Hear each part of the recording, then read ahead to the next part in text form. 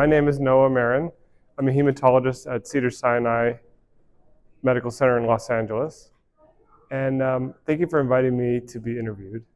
I'm giving a presentation tomorrow evening on our retrospective analysis of post-transplant cyclophosphamide used as a universal graft-versus-host-disease prophylaxis. So we treat patients using a matched-related donor, matched unrelated donor, or haploidentical transplant using post-transplant Cy. So in 2016, we started using post-transplant cyclophosphamide for all of our transplants. So then we did a retrospective analysis of 5 years of data prior to 2016 and 5 years after 2016. And so that allows us to have 5 years of follow-up for patients that we transplanted using post-transplant cyclophosphamide. So the main takeaway from the analysis is that our overall safety of our transplant increased a lot. So we had about 40% mortality at 1 year prior to switching to post-transplant Cytoxan. It went down to about 10% at 1 year. So we had a big increase in overall survival associated with that change. A lot of other things changed at the same time. So we did a multivariate analysis looking at things like remission status, conditioning regimens, different graft sources, and we adjusted for differences between the populations in the pre-2016 and the post-2016 analysis. And our main finding was still present, which is transplant is much safer using post-transplant cyclophosphamide after 2016.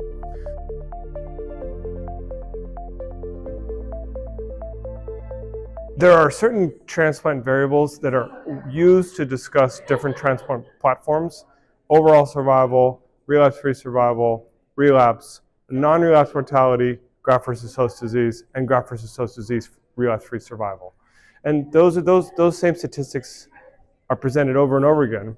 But since we did a single institution analysis, we could also look at length of stay, opiate use, and patients that required TPN. So even among patients that survived and did well, we found that length of stay was shorter, opiate use was lower, and the percentage of patients that required total parenteral nutrition was lower with post-transplant Cytoxan.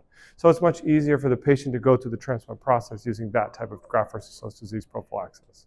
And from a nursing standpoint, that's something that a floor nurse is going to observe if she's taking care of patients or he's taking care of patients on the unit. And it's good for the patients because they have less morbidity and their transplant goes easier.